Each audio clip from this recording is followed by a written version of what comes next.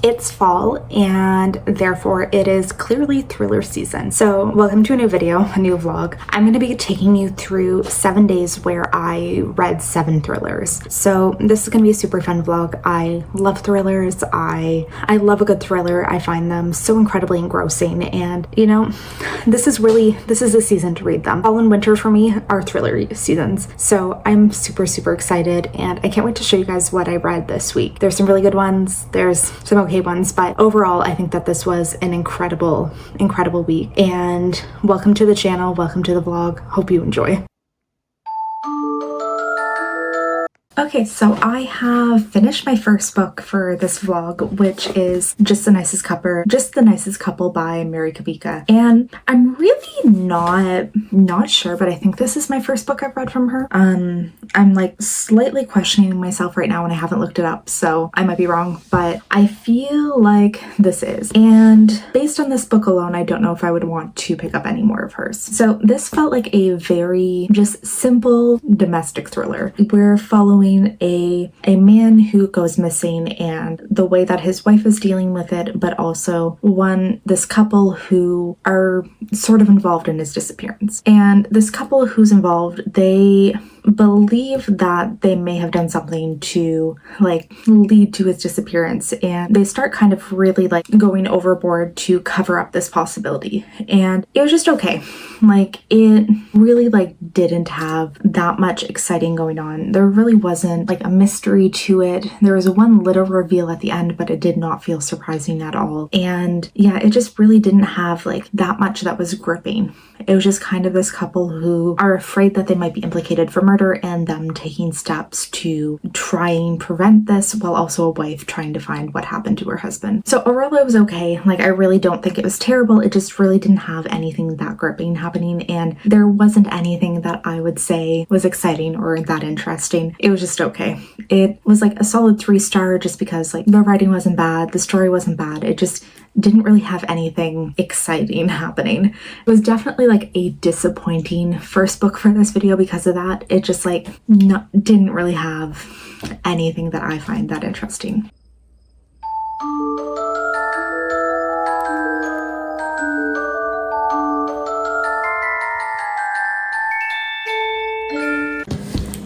So in The Only Survivors, we're following this group of, I guess, 7 people who were like the sole survivors of this crazy car crash when they were in high school. So it was 2 vans of students going on this field trip, and something weird happened. Like, they went off-road for some reason, and then they basically like went off the side of, sounds like they went off the side of a mountain into a river, and after all this craziness, only 7 people managed to survive. So we're following the survivors who get together every year to basically commemorate the event. But not just that, it keeps getting hinted at that there are more secrets that haven't really been talked about for this. Like, there's something a little more sinister at play, some kind of reason why they get together to just reassure themselves, I guess, that they're there for each other and that everybody has their best interests at heart. So we're following them. I believe this is about 10 years after the event, and the group is getting together again, but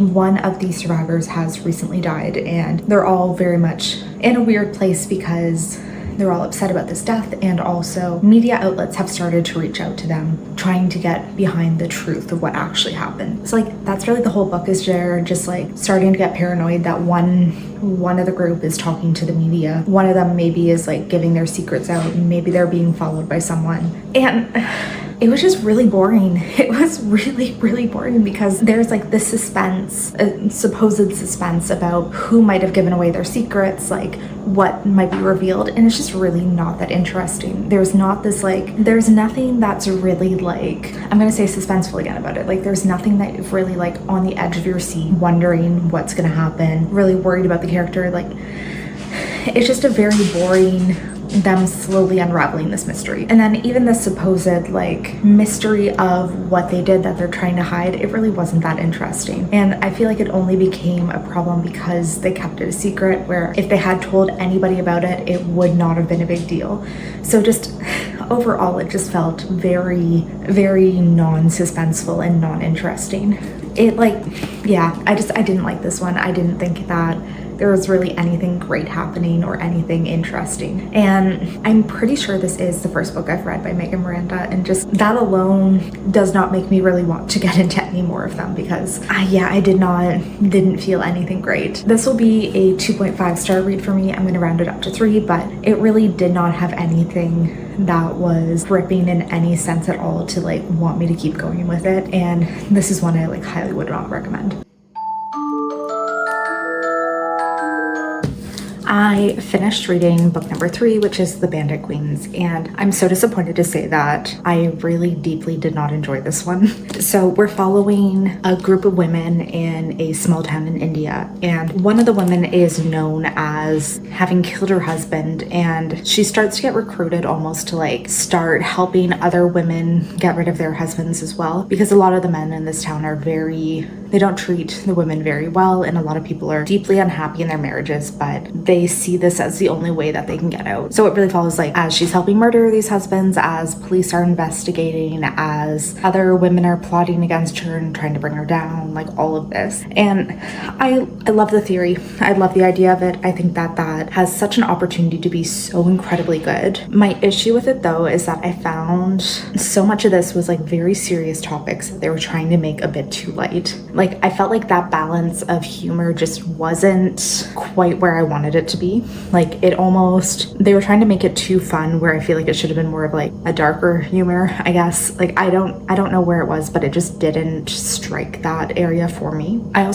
I really couldn't get into the book at all, and like I didn't find myself caring for the characters, rooting for them, or like really caring either any way what happened to them. Like some of them, they're like potentially getting caught by the police, and I just really did not care. Yeah, I don't know, I could not get myself to enjoy this one. I couldn't get into it. I couldn't enjoy it. Like I didn't like it. And part of the issue could be that I listened to it on audio, and I was listening to it on like particularly busy day at work. So maybe that is partially my fault, and that I was just like slightly too distracted to really get myself like invested into the story. So that totally could be my fault. I just didn't enjoy it, and I really wanted to, because I love the premise. Sounds fun. It sounds like fun and a little kooky, and I was hoping it would have that vibe. Like I was hoping it would be, I guess, more fun, but not deal with as serious of topics as it was in a way. Like it's really, I don't even mean that. It's just like it's really hard to find this balance of fun, or like a fun way of dealing with these serious topics,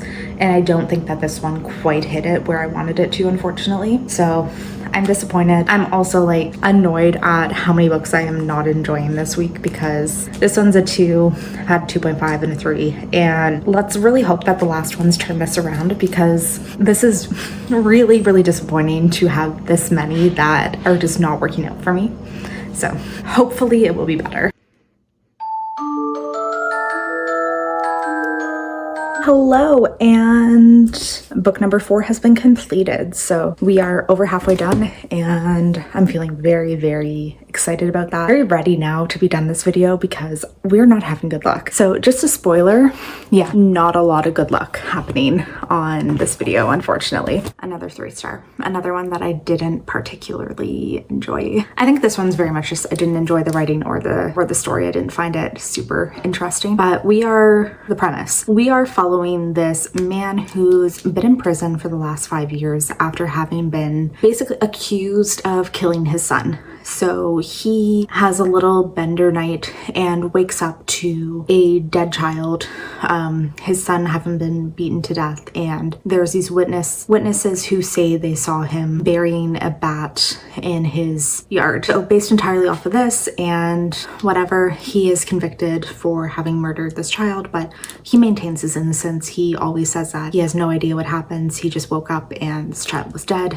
And like fast forward, and this whole time, he's convinced that he didn't actually do it. So fast forward 5 years after having been imprisoned, his sister-in-law, who is an investigative journalist, comes to visit him because she finds a picture which seems to be this boy 5 years older. So their son has a very distinctive birthmark on his face that makes it very easy to, I guess, recognize him. But she finds this picture of basically an amusement park and sees a boy who looks like, has the exact same birthmark, looks like this son. And also she brings it to somebody who confirms that, like, yes, if you did an age progression, if you did like age progression imaging, this is exactly what he would look like. So the father basically decides to take it into his own hands to figure out what happened to his child, and he breaks out of prison. And from there he goes on this huge investigation to find out what actually happened, who framed him, what child was dead, and where his son is now. And that's the whole story. So it's just him him on the run from the cops, trying to figure out where his son is and finding his son. It was okay. It just wasn't really, for a prison break story, it wasn't super suspenseful. The mystery didn't even feel that interesting because it's basically spoiled like partway through. It just, you don't know the person's motivations, but it was so incredibly easy to guess. Like, I really was able to figure that out pretty early on, and there was no fun twist. There was nothing exciting or suspenseful or interesting really. It was just like a very standard plot of somebody trying to find a child. So yeah, it really did nothing for me. It's another like decently solid 3-star, but not anything that fun or interesting, unfortunately. Yeah, it was okay. And yeah, I'm very disappointed in all of the books so far. But yeah, this one's done. I'm really hoping that some of the others that I have left for this week will go better, because I know the Taylor Adams book that I have left has really good reviews, and I usually do enjoy Ruth Ware's books, so I'm hoping one of those might be a bit better. But very, very disappointed so far that the majority of these books are failing for me. And I do find a lot of thrillers, like, the more I read, the less I like them in a lot of senses, because there's not as many plots that seem to take me by surprise at this point, which, I don't know, like, I'm almost feeling just burnt out of thrillers just in general. But yeah, I find there's not as many super exciting plots in a lot of them, so it's really rare that there's like one that truly like grips me and takes over my mind, which yeah, so let's hope the last few ones are good.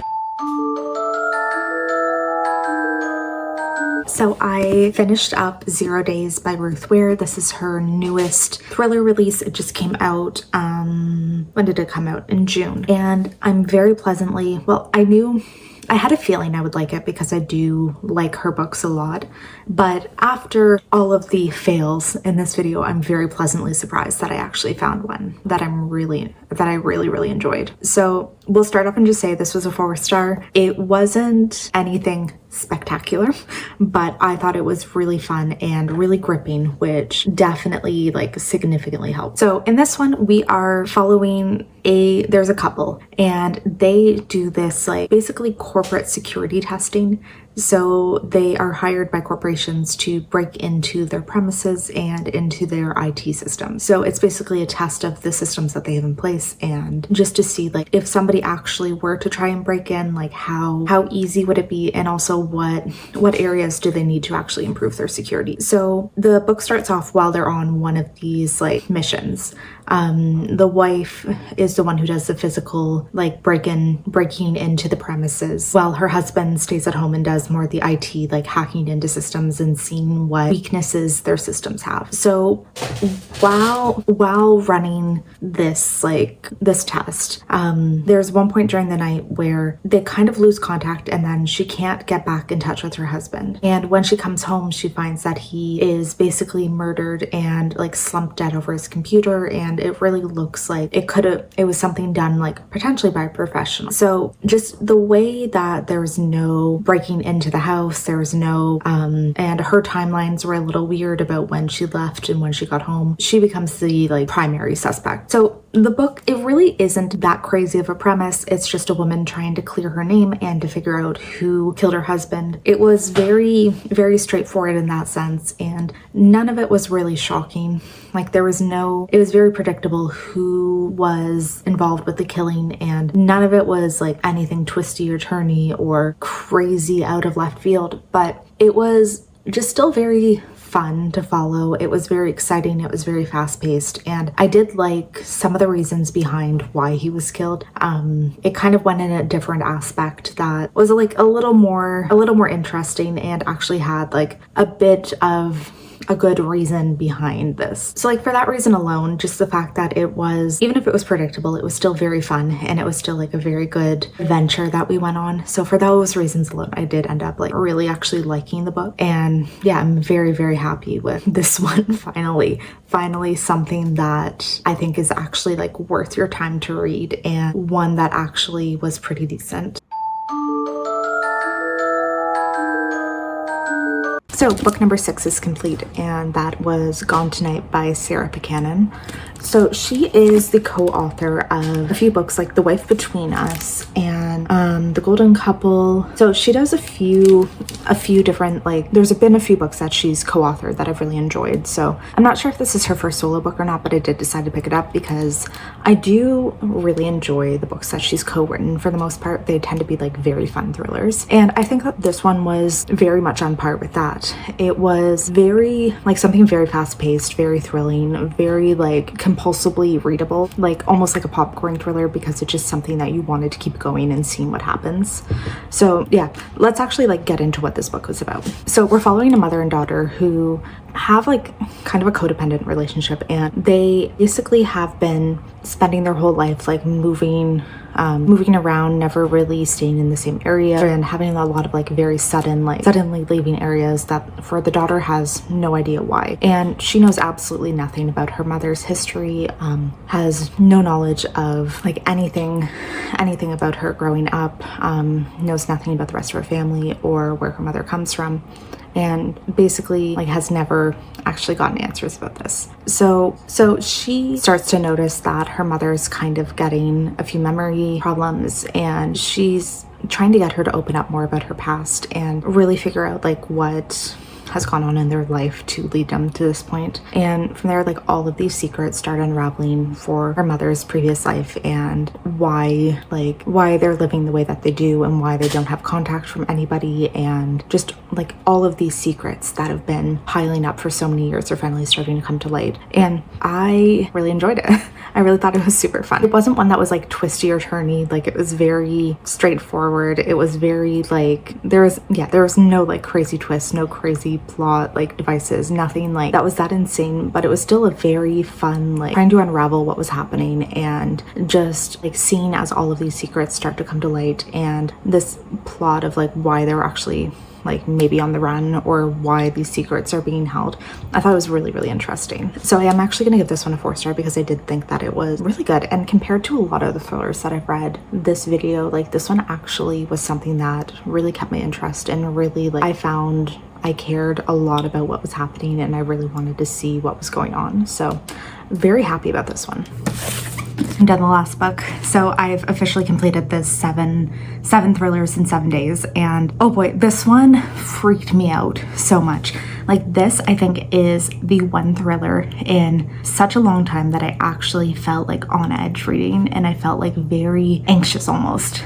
So just part of it is like it had this woman who was isolated, and she was in a home like isolated from everyone, and somebody's trying to get into the home. But yeah, that freaked me out. So let's actually talk about the plot of the book first. So we're following a woman. She's living, she's at this beach house doing like as a home sitter for the summer, and basically doing nothing but reading. And she comes across this book that is like a murder, like a thriller murder story, and she gives it a 1-star review. And not just that, but she gives it like a very, very terrible review too, saying that like just going on and on about how terrible the book was. And the author responds to her just kind of sending this like threat of like, remove this or else you're ruining my livelihood. Like, remove this or else you're ruining my livelihood, you're ruining my chances of being an author, you're like destroying my dreams. And she doesn't want to take it down. So the author ends up tracking her down, and this comes into the like, he's trying to break into her house to kill her. And this freaked me out so much. And this book also had like so many twists and turns. It was so suspenseful. It had so much going on, and just like I really didn't know where to expect, because like you get that you realize pretty soon or pretty early on in the book that what's happening, that it's the author trying to break in and get revenge. But then it's like there's still, I don't know, 150 pages left. Who knows what's gonna happen? And it got so crazy and convoluted and ridiculous,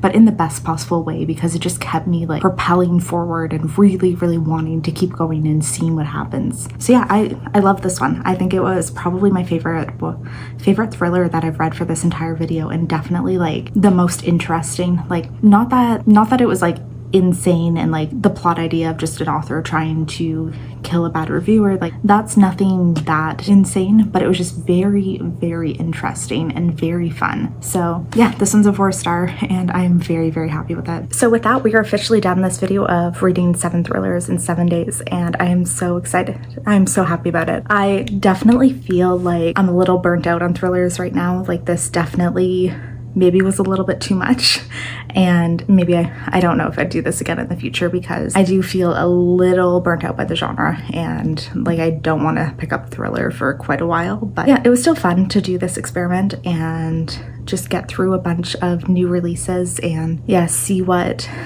books I enjoy. So if you enjoyed this one, please consider subscribing. I would love to have you stick around, and I'll be having a lot of fun videos coming up soon, so hopefully I will see you there.